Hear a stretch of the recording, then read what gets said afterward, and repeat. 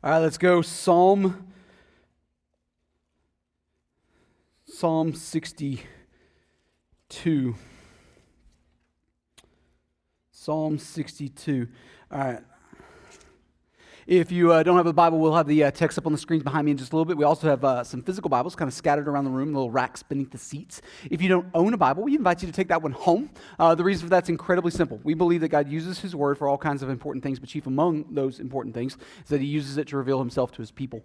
We want you to know God. We want everything in, about, and around your life to be shaped by that knowing Him, to be defined by, filtered through the lens of that knowing Him. And if the Scriptures are what He uses to do that in you, let's dig into those. And if you don't have a copy of God's Word of your own, take that one. We'll call it a good day.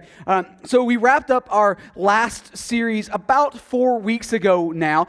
We've kind of piddling around in little standalone kind of stuff since then. And I don't know about you, but I think it's high time that we bury ourselves back in a book of the Bible. Sound like a good plan to you? That seems to be our happy place as a church. That seems to be where we're most comfortable. And so once we decided to commit ourselves to kind of a short series over the next 7 to 8 weeks, it became pretty obvious to me where we needed to kind of focus our attention. And that place is the Psalms. All right, the Psalms. You may have heard this before. I know I've said it out loud at least a couple of times, but it's kind of my kind of second tier, third tier maybe dream here to kind of get through, preach through as many of the Psalms as I can in however many years that God allows me to hang out here. And so just kind of knock as many out as possible. My hope is that if Jesus tarries and He allows me to hang out for another several years in a row, we'll just knock out a big old chunk of them, all right?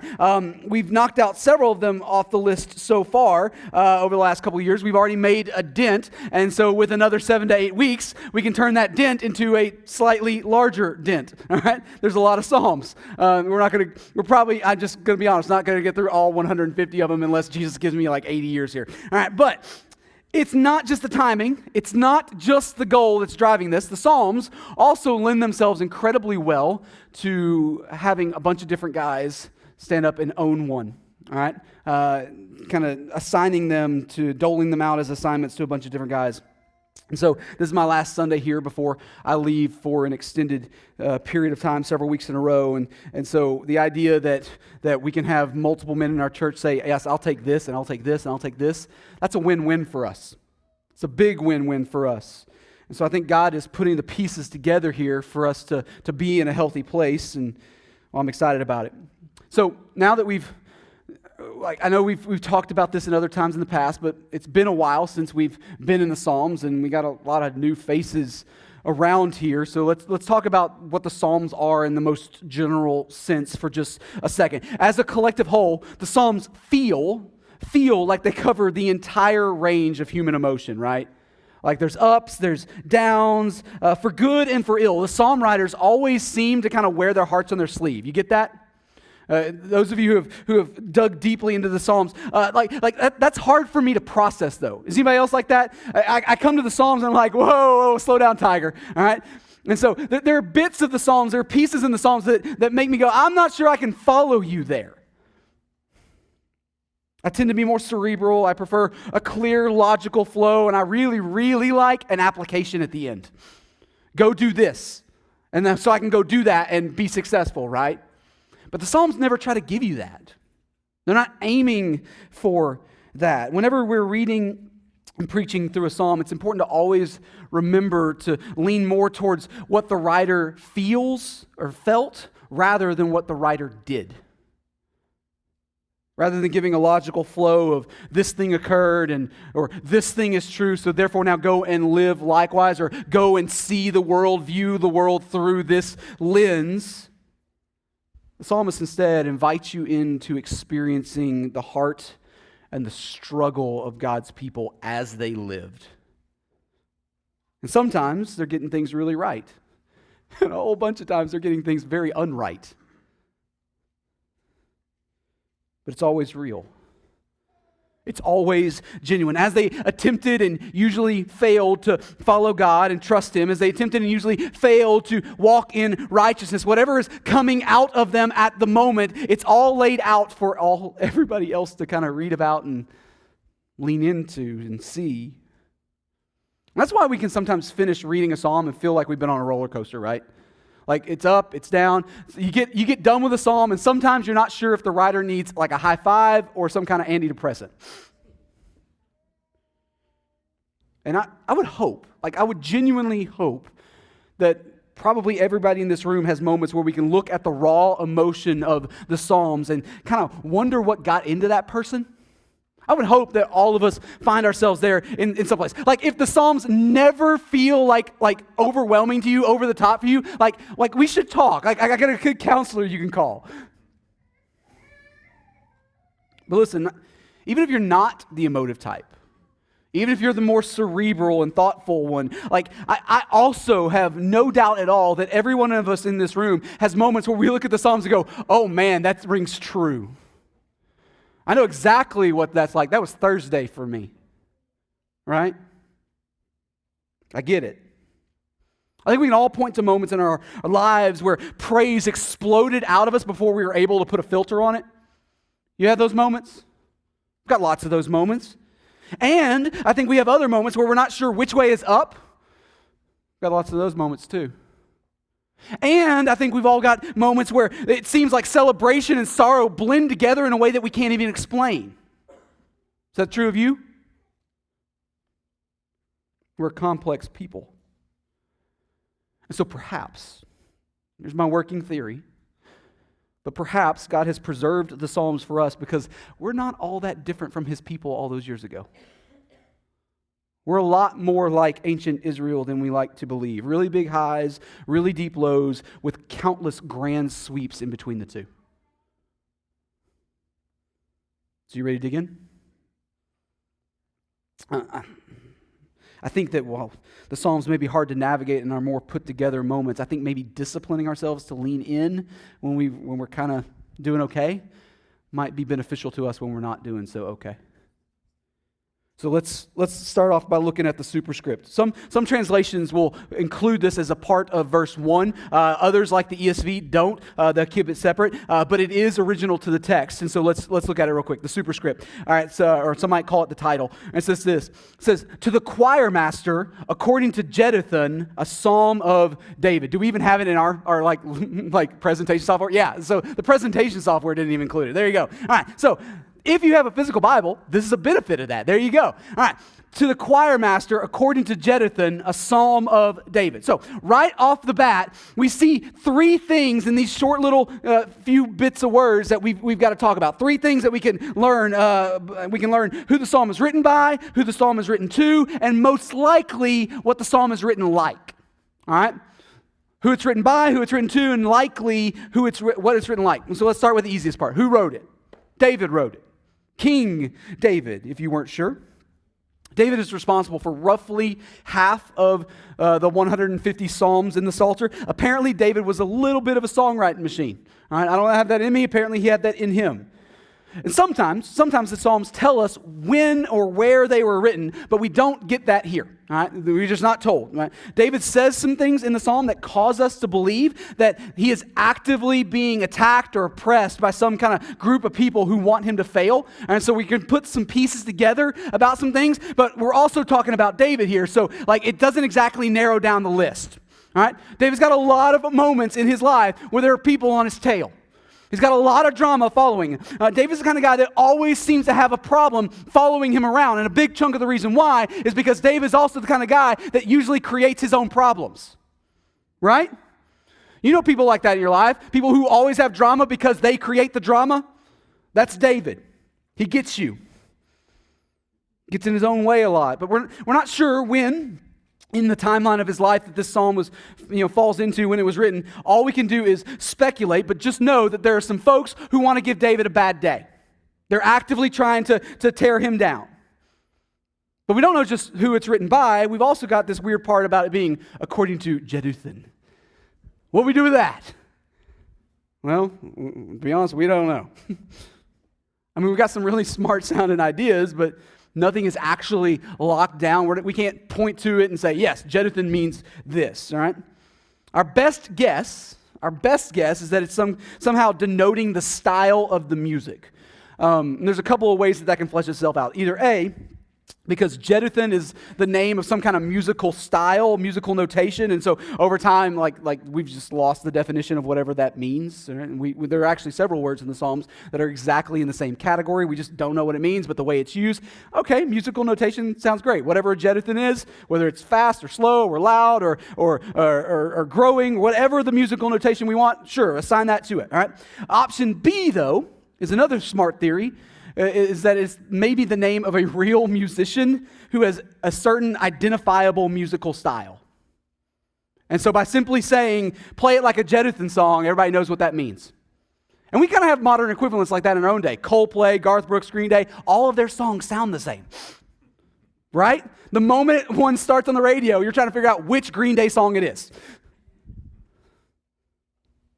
If option B is true, then apparently Jeduthun had a similar reputation. Musicians have always been stealing their own stuff. So we got the author. We got what's probably the style. What's the third thing we learn? Who it's written to, the audience, right? It says, to the choir master. Or if you're from the KJV generation, to the chief musician, right? So who is the choir master? Well, he's the guy in charge of leading the musical worship of the congregation of Israel. He's the guy who's been formally assigned with leading the congregation of Israel to worship in a musical way. Okay, awesome. So why exactly is that important? Well, all of the Psalms were intended to be sung by the congregation. That's why they are collected into the Psalter. That's why we have them in the book of Psalms. But then about a third of the Psalms, roughly a third, are addressed directly to this choir master figure. So that tells us that some of the Psalms were written on a personal basis, and then they became a congregational song. We got songs like that in the church today, right? Songs that some artist has written, they ended up on the radio, everybody got excited about it, we're like, hey, let's figure out a way to play that in church, right? There are songs that were written for a different purpose, and they became a congregational song. It was picked up by the congregation to sing as a congregation. But then there are also, it seems, some songs that were written expressly with the congregation in mind. They didn't have to get requested a lot at the local Caleb affiliate for church leadership to snatch them up. They were written, they were put in whatever the 8th century BC version of an envelope happens to be. They were sent directly to the song leader and say, here you go, play this on the next Sabbath day. That means that this isn't some random song that, was somebody's thought was inspirational, a song that was written, it was written with an explicit purpose of shaping the worship of God's people. There's aim and intent buried in this. It was written explicitly for shaping the worship of God's people. A songwriter somewhere, in this case David, thinks it's important to put specific words in the mouths of the congregation for a specific moment. You know all music teaches? Always. All music teaches. You may not be aware of the lesson taking shape around you, but it is always teaching. Congregational music is no different. It's just doing a little bit more honestly, more directly. The question church leaders always have to answer is, when it comes to music for the church, is if a particular song is teaching what needs to be taught, what ought to be taught. That's the question that church leaders have to answer. So, what is David trying to teach God's people through music here? Well, verse 1. Let's look at it. Verse 1, for God alone my soul waits in silence. From him comes my salvation. Verse 2, he alone is my rock and my salvation, my fortress. I shall not be greatly shaken. All right, so what does David want to sing about? His confidence in the Lord. That's what he wants the congregation to sing. He says, for God alone my soul waits in silence. And right out of the gate, like one sentence, we see the introduction of the two major themes throughout this psalm, right? Something standing alone and rest. Over and over again.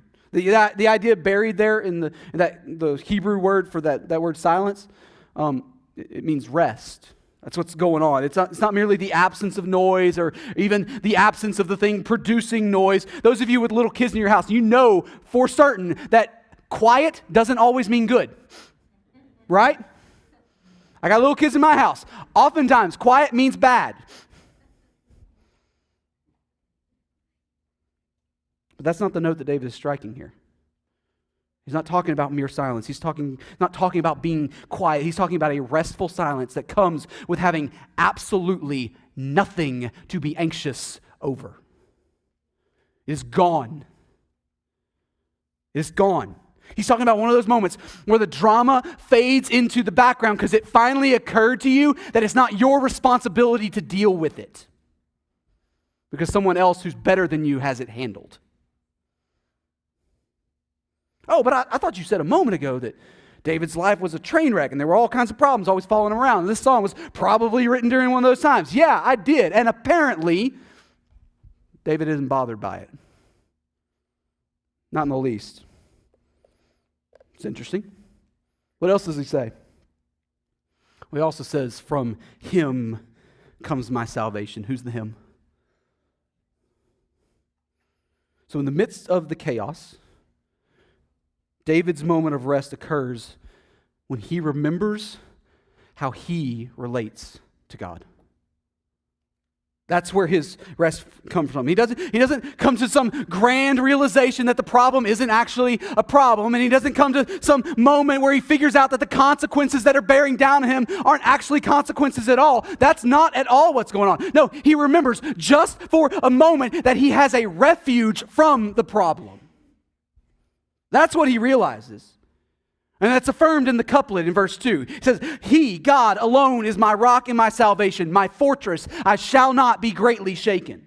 You ever have a moment where you remind yourself of something you already knew? Give yourself a little pep talk in the old inner monologue? Nobody else? It's just me? Okay. That's exactly what's happening here. That's exactly what's happening here. Listen, not only does it prove that you aren't alone, because look at David. David does it all the time. But also, David actually has the guts to call the entire congregation of Israel to sing about that time he was crazy. Psalms are honest, man. They're really honest. We don't have to copy every single thing they did, but there's no doubt that they truly get us. There's no doubt. So what are some of the things that David calls God here? He calls him a rock and his fortress, right? Not exactly soft, cuddly words. Wouldn't it be better if God was like a pillow? No, his rock and his fortress. David is pointing to the security and the safety provided by God's strength, his unmovableness. And again, there's that word, alone. Alone. Meaning that the Lord is not one of many sources of safety for David. He is the source of safety for David. He is the source of strength and the source of security and the fortress from all his danger. Alone. And that is a bold statement in a time period in history where all of Israel's neighbors worshipped false gods who were capricious and had a tendency to kind of go off on people. And so you had to mollify their anger by offering sacrifices just to keep them off your back for a little bit longer. That's who their neighbors are.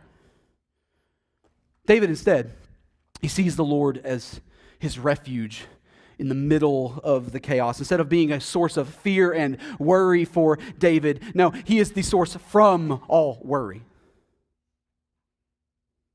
Rest from all worry. And that's just as bold a statement in our own day and age. You don't have to have neighbors worshiping false gods to get there. There are a lot of people in church life who would not hesitate for even a moment to describe God and this presence as something that is good and beneficial, something that gives them rest, something that they even hold dear and want to draw closer to, nearer to. But many of those same people would struggle to cling to God's presence as their only source of safety and strength and security and rest. They want what God offers, of course. Nobody's dumb enough to turn that down. Are you kidding me? They also desperately want all the other sources of security and rest that they can get their hands on. Yeah, God's great, but can I have some of this too? That's the posture. But David understands that fortresses are only ever as good as their ability to actually protect you. You can call something a fortress. If those walls aren't solid, it's going down. And so with confidence at the end of verse 2, he says, I will not be greatly shaken. I will not be greatly shaken. But by who though? Like, who's trying to shake? Well, verse 3. In the middle of his congregational song, David turns to face his attackers, which is fun, right? Right. How long will all of you attack a man to batter him? Like a leaning wall, a tottering fence. Verse 4. They only plan to thrust him down from his high position. They take pleasure in falsehood. They bless with their mouths, but inwardly they curse. Selah. David's like, hey, we all know what they're about, right? We all know who they are. They're looking to take advantage of others, especially in the moments where those others are down, right? In moments of weakness. That's what they're looking to kind of lean on. And so that's the word pictures that he's pointing to with a wall and a fence there. A wall that's about to fall over, all right?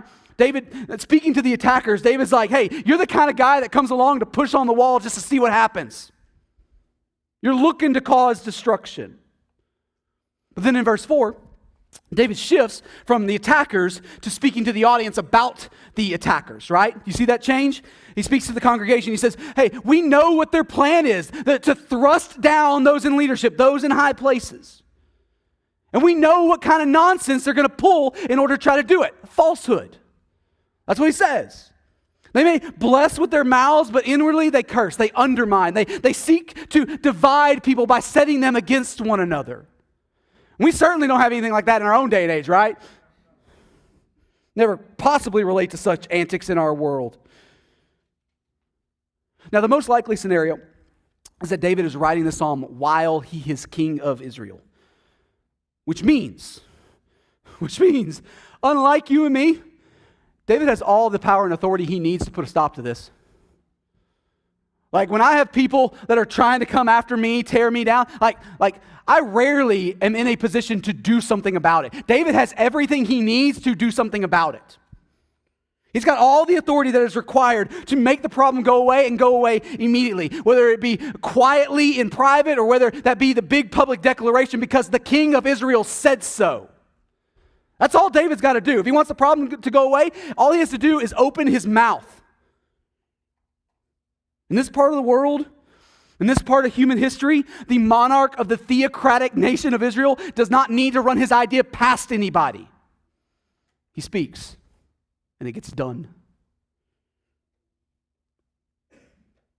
But instead of some royal decree, instead of hearing about how, in a completely unrelated event, the Israelite Black Ops neutralized the threat, we instead see a single word that feels so entirely out of place right now. Selah. Now, if you've been a Christian longer than 5 seconds, you've come across the word Selah in the Bible. Again, just like Jeduthun, we're not exactly sure what it means, but it's used over and over and over and over again in the Psalms in a way that causes us to make a very, very educated guess that it's probably a musical notation telling the congregation to rest, to pause, and intentionally chew on what was just declared. Step back, wait before rushing on, and dwell deeply on how transcendent this truth is. And if that is true, then David just called out both the motive and the tactics of the bad guys, and immediately followed that up with a command for everyone to sit there and think upon it, that reality, instead of doing something about that reality. A few verses ago, when David refused to place his hope in any other refuge than God, that wasn't because David didn't understand the circumstances and didn't understand his enemies. And it wasn't because David didn't understand what was eventually coming his way. And it wasn't even because David didn't have a real grasp of how the game was played. No, what we see here seems to be a complete refusal to play the game. He knows what's coming. He knows exactly how he will be treated by those with an agenda, but his hope will not be found in anything that he can do about it. He ain't playing that game. And I get it. Like, there's some people in our world who would look at that and go, David's being a lunatic. What's David doing? Got to get smart, David. He's throwing away an opportunity to assert his authority and kind of protect what rightfully belongs to him. I mean, come on, David. It's time to throw your weight around with some kingly gravitas. But those of you who know the Bible well, know David's story, you know it's usually the moments where he throws around his kingly gravitas that he creates the biggest problems for himself. It's usually what lands him in trouble. A man after God's own heart carries a different valuation of the world than everybody else does. Period.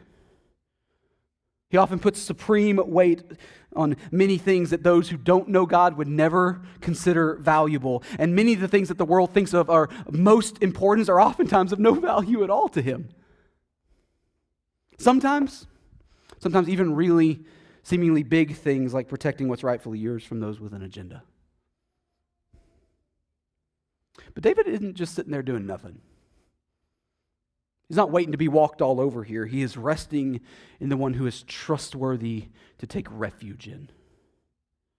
See the difference there? And so in verse 5, David comes back to his original call. It says, "For God alone, O my soul, wait in silence.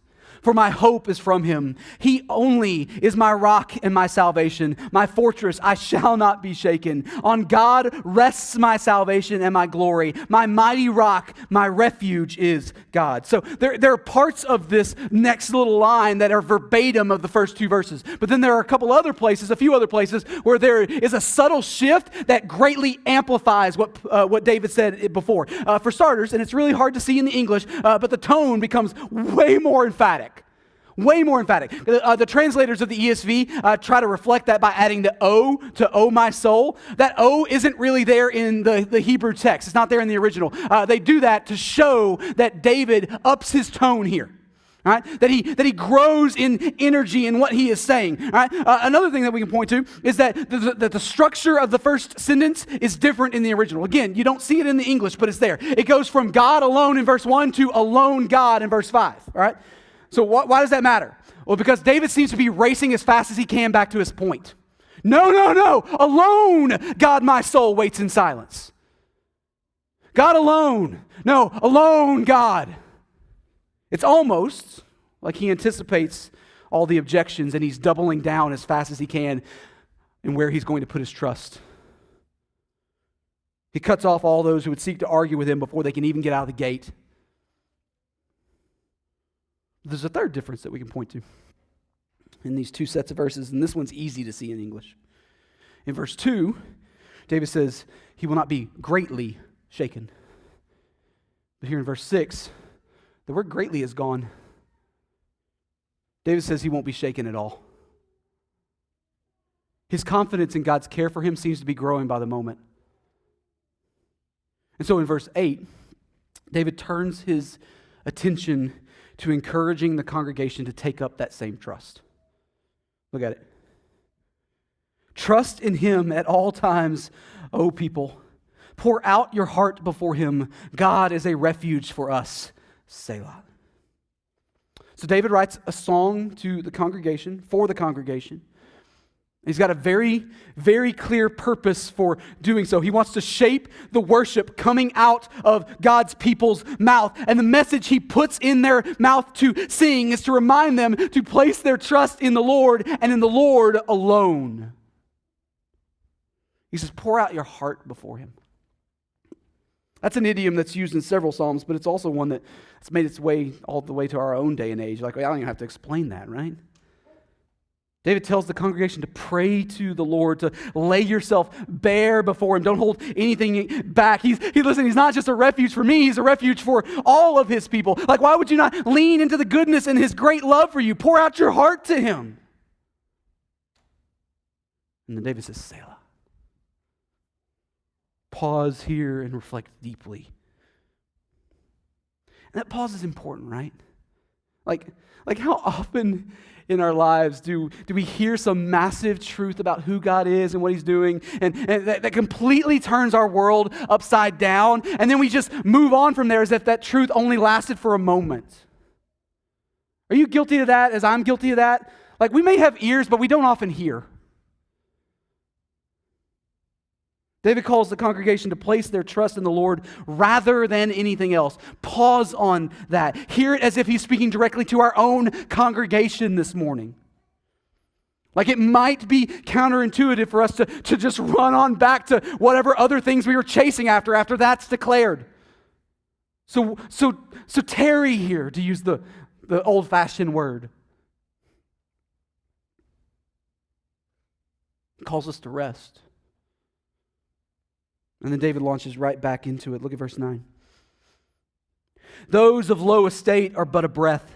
Those of high estate are a delusion.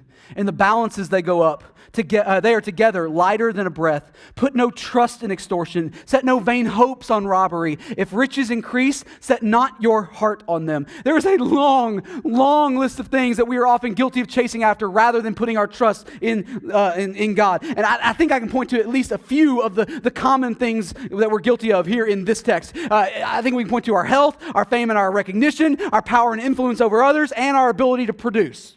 We chase after all of those and more. David says that those of low estate are but a breath. Doesn't matter if you think of yourself as an important person or an unimportant person. Either way, your life is a vapor. Doesn't that just sound encouraging? Like how many churches do you think are preaching on the shortness of your life this morning? Well, it's just small. But it's the truth. It's a truth that the Bible echoes over and over and over and over and over again. On an eternal timeline, your 80 years only barely shows up on the radar. Now, does that mean you don't matter? No. The Bible also is clear that you matter immensely to the one that made you. In fact, you matter more than you could ever possibly fathom, more than you have the ability to comprehend. But as a people, we have this really nasty habit in us of believing that our current cultural moment is the only one that's ever mattered. You ever seen that on the news? We tend to fall into believing that if our thing doesn't get resolved as fast as kind of we would like, then that therefore means that God is, either incapable or uninterested in helping us. He doesn't care. As if the eternal God of the universe needed to prove himself to us on a timeline of our own personal choosing. Nonsense. David says that those of low estate are a vapor. That's not just the ones of low estate that David wants to get onto. He also says that those of high estate are a delusion. Congratulations, you managed to secure some clout in the world. Great job. But I don't know if you've noticed this yet, but this world is fleeting. What you going to do when that happens? Where's your hope going to be when that day comes? Low estate or high estate, doesn't matter. Put them all on the balance. Together, they are lighter than a breath. They're nothing. Oh, but see, I have more nefarious abilities. I can, like those who play by the rules may be stuck in the rat race, but I know how to get some things done. I got some underhanded deals here. David says, put no hope in extortion. Set no vain hopes on robbery. Those methods might bring temporary victories, but at the end of your short life, justice will prevail. And then finally, David says, if riches increase, set not your heart on them. And listen, maybe the wealth came through honest means, or maybe it came through dishonest means. Maybe it's the result of the proper reward for your diligent labor, or maybe it just dropped into your lap. It doesn't matter. However it got there, that wealth is still fleeting, David says. It will not last. It cannot last. And so setting your heart on those riches will never, ever end well, because moth and rust will always destroy, and that's only if the thief doesn't get there first. And when the day comes, those lesser refuges, those wannabe fortresses, they will fail you. So he gets into verse 11 here. It says, once God has spoken, twice have I heard this, that power belongs to God, and that to you, O Lord, belongs steadfast love. For you will render to a man according to his word. David points to the fact that this teaching isn't something new. Like God has spoken repeatedly about these things. And the tone here indicates that it's not really up for debate. God has spoken, and it's now time to be obedient to what he has said. Go ahead and take it to the bank. All the power belongs to God, period. Oh, and so does all the steadfast love. He is both, and he is both in perfection. See, while you and I may be nothing but a vapor, while our puny little ideas of power and influence and ability keep us busy and distracted thinking that we're something awesome, God is the one who is strong. He is the one who is a fortress and a rock of salvation. He is the one who is faithful long after all the other wannabe fortresses have run dry and fallen down in ruins. And so not only do we find rest in him because he is the only one actually capable of finding rest in, but we also find rest in him because he is the only one who can bring perfect justice to our cause. He will render to man according to his work, we're told. And he alone is capable of bringing that justice. Follower of Jesus, if we chase after the kind of rest that is found only in drawing close to the Lord, not only do you get an otherworldly rest in this life, but you also get the promise of a final and forever rest in the life to come when he finally makes all things new.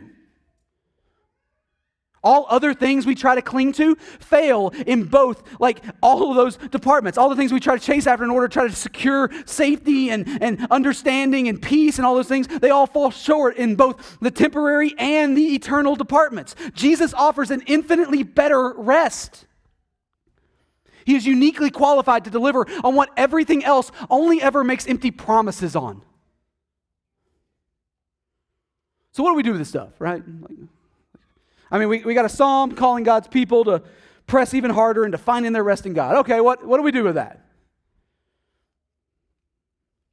It warns against giving too much worry and anxiety to those with an agenda who would seek to do us harm. It even warns against adopting the tactics of the bad guys. Like, what do we do with this stuff?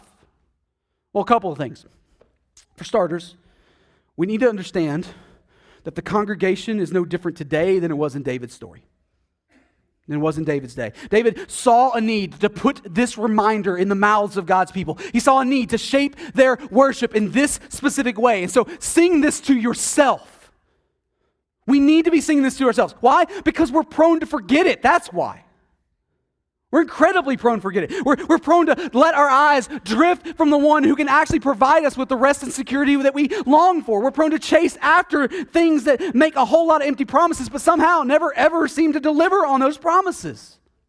And just like in David's day, we need songs on our lips that call us back to what is good and can actually satisfy our longings. And so we sing songs like Come Thou Fount and A Mighty Fortress is Our God. And we sing songs like It Is Well in a way that penetrates all the way down to the marrow in our bones. We sing it deeply and passionately. So how often should we sing songs like that? Well, I would argue about as often as we are prone to forget their truths. So just about every Sunday ought to do it. If any wannabe Davids out there want to get after writing a song like David's, get after it. But there's a second thing that we can take away from this psalm, from Psalm 62 today. So when we have opportunities to experience earthly forms of rest, we need to be very, very careful to walk into them with an otherworldly perspective. We account of them properly and we spend them accordingly. So this is my last Sunday before I leave for a sabbatical this week. My family and I will be disappearing for 6 weeks in a row, 6 Sundays. Hey, you know what's a really, really good way to waste a 6-week sabbatical? To treat it like nothing more than a vacation. Yes, rest. Yes, disconnect. Yes, we have planned things to enjoy and left holes in the calendar for some good things that we haven't even discovered yet. We'll get after them.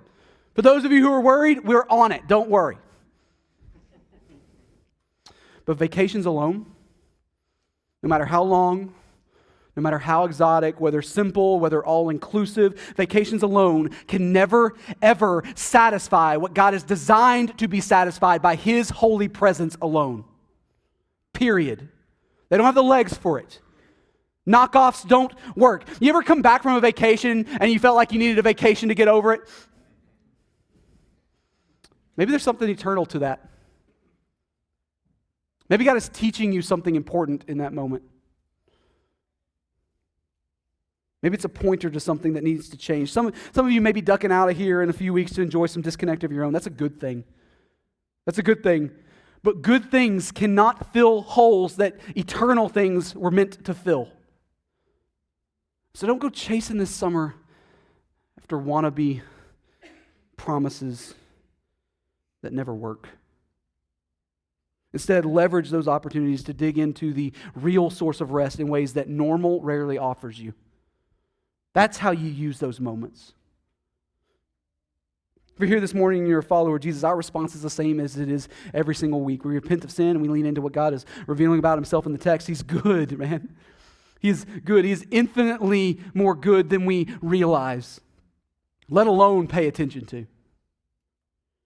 So I'm going to pray and we're going to sing. That's a time where you can put some action to that response. But what if you're here this morning and you're not a follower of Jesus yet? Can you respond this morning? Absolutely you can. You do that by meeting Jesus. By meeting Jesus. The Bible teaches that God is holy and that we are all, by default, separated from him because of our sin. He's not a refuge to those who don't belong to him. The Bible paints a different picture than that. The Bible describes him as the coming wrath for those who don't belong to him, a wrath we rightly deserve. And one day, he will bring perfect justice to all. He will give us exactly what we are owed, and that's a bad thing. That's not a good thing. If you're not on Team Jesus, that's a very bad thing, all right? And so if that were the end of the story, that would be a significant problem for us. But the Bible also teaches that God is rich in mercy and that he loves us with a great love and that he made a way where there was no way. The eternal Son of God, he put on flesh and he dwelt among us. He lived a sinless life that neither I nor you are capable of living, and he died on the cross as a substitute in your place to make payment for your sin. But the story doesn't stop there either. He also rose again from the dead as a vindication of his perfect and sufficient righteousness. And as the king who has conquered Satan, sin, and death, he now stands over the grave victorious, calling you to repent and follow him. You can do that today. You can put down your rebellion and your sin, and you can turn to him for forever rest and grace. I'd love to be helpful to you. You don't need me, but I'm here. We can talk about it. If you want to talk about it, we can do that. Maybe you're here this morning and you need to respond in some other kind of way. Maybe it's time to formally join our church family. You need to make that decision public today. Or maybe it's time to be obedient to Jesus' command on your life to be baptized. It's a way of following him. Or maybe God has called you to take his gospel message somewhere new, and we would love to celebrate that call with you today. Whoever you are, however God's word is calling you to respond, let's all respond together right now. Father, you're good to us. Thank you for the scriptures. Thank you for the Psalms. Thank you for being the God of infinite rest. How often I chase after things that can't satisfy. At things that promise rest, but always create more anxiety and work.